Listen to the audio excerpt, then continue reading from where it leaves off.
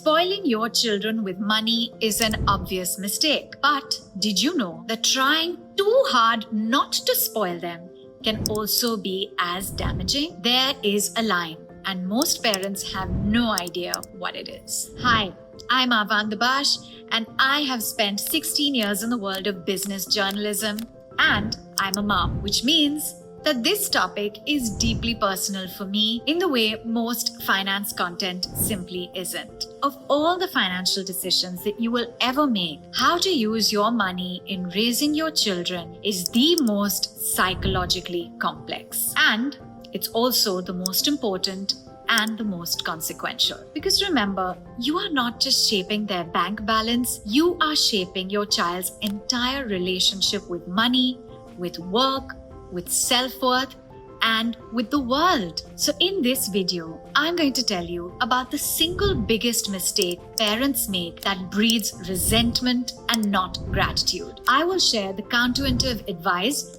from Morgan Housel, one of the greatest writers on money alive today. And then I'm going to talk to you about what most parents will never say out loud, but what they should. I'll explain why your children are already learning from you right now about money, whether you're teaching them or not. And I'm going to give you a framework that is going to separate discipline from damage. So first up, why is this so hard? Managing money and children is a problem of psychology, sociology, and emotion. It is not about spreadsheets and bank balance. There is no universal right answer, but there are patterns. And understanding these patterns can help you from the mistakes that will compound over the years. The resentment trap. So here's something that I think about a lot, and it is genuinely dangerous to live one's lifestyle as a parent while demanding a life that is so much more modest from your children. Think about that. What you teach them in that gap is not discipline, it's not gratitude, but it's going to be resentment. Children are watching every move you make. They see that inconsistency. They feel the double standard, and they catalog it very silently. So if you want to teach your children the value of a simpler life, live that simple life yourself. Lead from the front.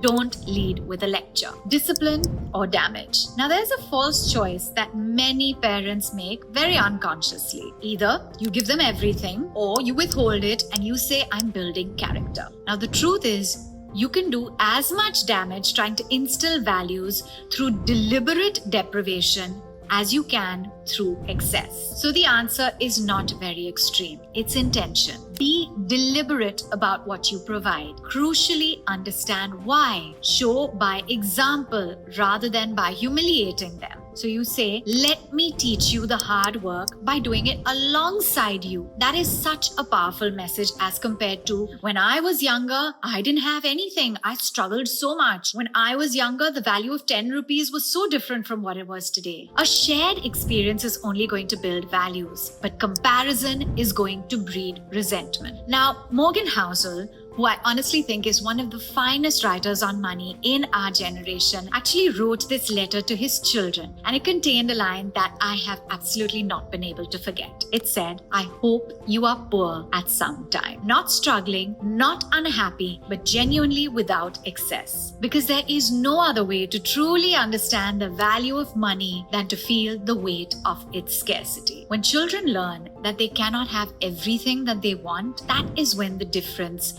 between a need and a desire becomes real. Not theoretical, real. That is when budgeting, saving, and gratitude stop becoming just the gyan that you give them, but it becomes habits that they can actually inculcate. What your children are learning from you. Now, children are cataloging everything. Every decision, every reaction that you have, every word you say. So when you say something like, we can't afford that, they know immediately what you value. When you say, I'm so glad I have this, I'm so glad we bought this, they see the things that bring you joy. They're watching what you're wasting. They are observing. So they're seeing whether money is making you anxious, it's making you happy, is it making you calm? And they feel whether your relationship with money is one of fear or it's one of confidence. You are the first and the most powerful financial educator that your children will ever have. It's not going to be in school, it's not going to be a book, it's not going to be via their peers, it is going to be you.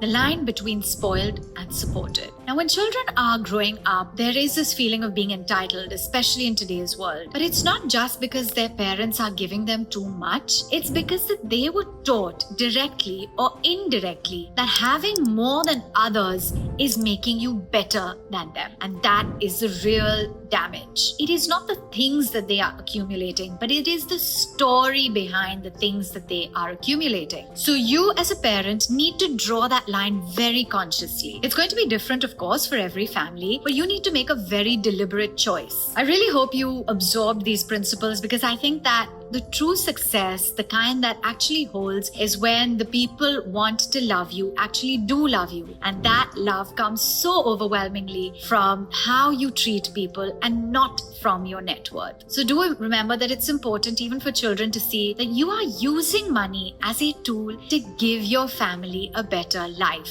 It is not a source of insecurity. It is not about comparison. It is not about this constant performance. Your children are watching so much more closely than you realize. And these lessons that they are absorbing now is going to last them a lifetime. Do subscribe if this resonated with you. I hope you enjoyed this conversation. This is my YouTube channel. I'm Avan Dabash and I really hope you enjoyed this video. Do remember to like and subscribe.